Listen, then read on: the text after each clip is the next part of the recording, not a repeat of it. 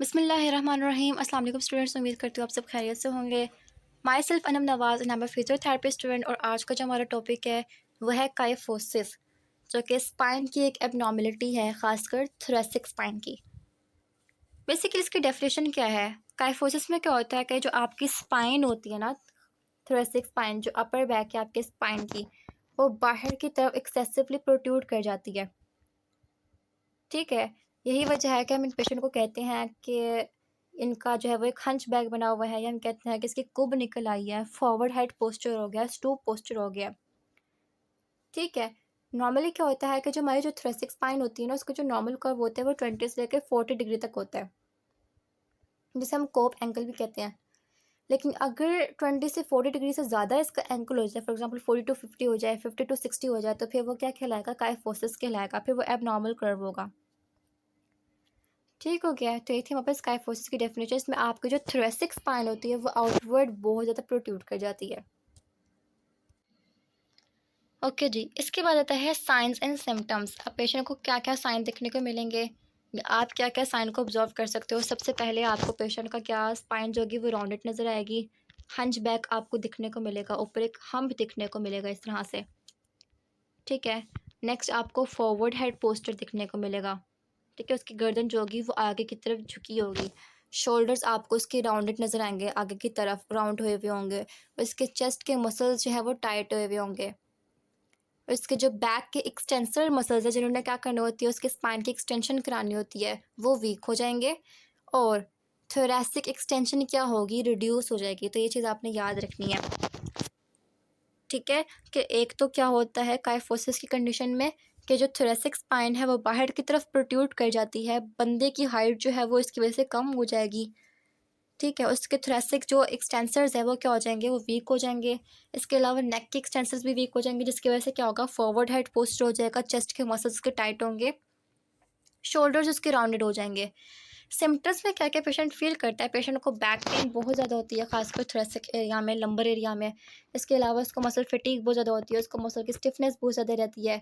इसकी जो स्पाइन की मोबिलिटी है वो रिड्यूस हो जाती है, क्योंकि कमर उसकी झुक गई है ना, सही तरीके से वो खड़ा नहीं हो पाता। ठीक है, हाइट उसकी कम आपको दिखती है, बेशक उसकी हाइट जितनी भी ज़्यादा ना हो। जो काइफोसिस पेशेंट्स होते हैं उनकी हाइट क्या होती है? आपको छोटी नज़र आती है। इसके अलावा काइफोसिस की वजह से उन्हें ब्रीथिंग इश्यूज़ भी बहुत ज़्यादा होते हैं। ठीक है, बेसिकली काइफोसिस पेशेंट को ब्रीदिंग डिफ़िकल्टी क्यों देखने को मिलती है? अगर बहुत ज़्यादा सीवियर काइफोसिस तो वो क्या करता है, वो आपके जो चेस्ट रीजन है, ठीक है, उसको क्या करता है? उसको कंप्रेस करता है। तो आपका कंप्रेस चेस्ट क्या करेगा? आपके डायफ्राम को फ्लैटन करेगा, जिसकी वजह से वो इतनी जो है वो एफिशिएंटली एयर को बाहर की तरफ पुल नहीं कर पाएगा। ठीक है, तो ये चीज़ आप लोगों ने क्या रखनी है? याद रखनी है। यानी कि क्या होगा कि उसके जो लंग्स होंगे ना वो सही तरीके एक्सपैंड नहीं कर पाएंगे, क्योंकि उसके चेस्ट पे कंप्रेशन आ रही है स्काइफोसिस की वजह से।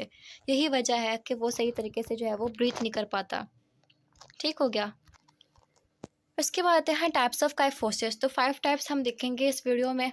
सबसे पहले आता है पोस्चरल काइफोसिस। पोस्चरल काइफोसिस किसकी वजह से होता है? अगर आप गलत तरीके से बैठ रहे हो, अगर आपका पोस्चर ठीक नहीं है, खासकर टीनेजर्स में होता है, या उन स्टूडेंट्स में होता है जिसने ज़्यादातर कंप्यूटर पे काम करना होती है, जो बेड पे गलत तरीके से बैठ के काम कर रहे होते हैं, तो उनका पोस्चर क्या होता है? ख़राब हो जाता है। गर्दन उनकी आगे की तरफ झुक जाती है, कमर उनकी टेढ़ी हो जाती है, काइफोसिस हो जाता है। और फिर उनको उनके घर वाले कहते हैं कि तुम्हारी कुब निकल आई है। ठीक है, तो बेसिकली क्या होता है? पोस्चरल काइफोसिस होता है। सेकंड नंबर पे जो आपको ये दिख रहा है, इसे हम कहते हैं स्क्रूहरमैन्स काइफोसिस। इसमें क्या होता है कि जो थोरेसिक वर्टिब्राज है ना, उसकी शेप क्या हो जाती है? चेंज हो जाती है।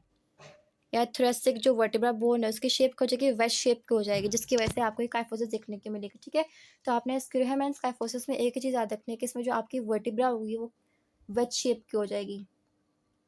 ठीक है, तो इसे हम क्या कहते हैं? स्क्रूहरमैन्स काइफोसिस कहते हैं।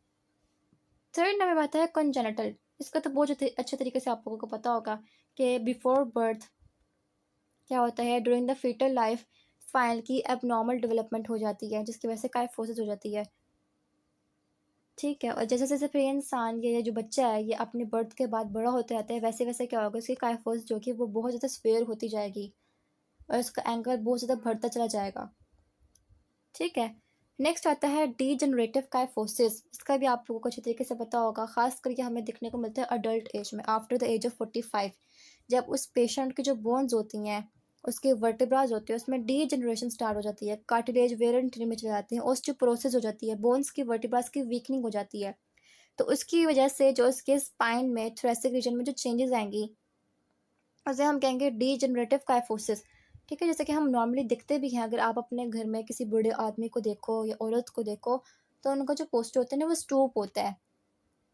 उनमें नॉर्मली हमें काइफोसिस देखने को मिलती है, उनकी गर्दन आगे की तरफ झुकी होती है, उनके शोल्डर राउंडेड होते हैं, एक स्कैपुला हमें बहुत ज़्यादा प्रोमिनेंट नज़र आती है, एक स्कैपुला हमें नॉर्मल दिखती है, हिप की अलाइनमेंट उनकी चेंज होती है। ठीक है, आप अपने घर में अपने दादा दादी, नाना नानी का देख लो, उनका पोस्टर देख लो, तो उसमें आपको काइफोसिस नॉर्मली दिखेगी।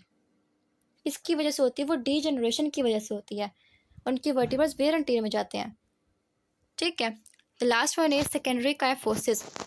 किसकी वजह से होता है? या किसी ट्रॉमा की वजह से हो सकता है। फॉर एग्जांपल, अगर कोई बंदा है, उसका एक्सीडेंट हो गया है, या वो बहुत ज़ोर का जो है वो छत से या कहीं से नीचे गिरा है। ठीक है, कोई इसको इन्फेक्शन हुआ है, खासकर ट्यूबरकुलोसिस का इन्फेक्शन, उसकी वजह से भी क्या होता है, वर्टिब्रा में चेंजेस आती है। कोई ट्यूमर हो गया उसको, न्यूरोमस्कुलर डिसऑर्डर्स हैं या मेटाबॉलिक बोन डिसऑर्डर्स हैं, जैसे कि ऑस्टियोपोरोसिस हो गया, ऑस्टियोपिनिया हो गया, रोमाटा अर्थराइटिस हो गया, ऑस्टियोआर्थराइटिस हो गया, कोई जॉइंट का डिसऑर्डर हो गया।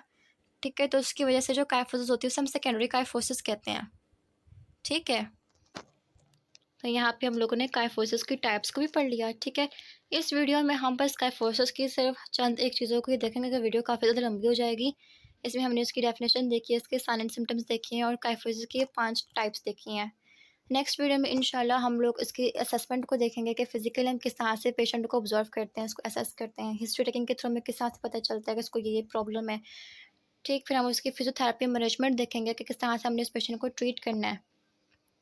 ठीक, ओके, कोई स्पेशल टेस्ट देखेंगे काइफोसिस को देखने के लिए। कोब एंकल क्या होता है उसको मैं डिटेल में पढ़ाऊंगी, क्योंकि स्कोलोसिस वाली वीडियो में भी मैंने कोब एंकल को तो डिटेल में नहीं बताया था।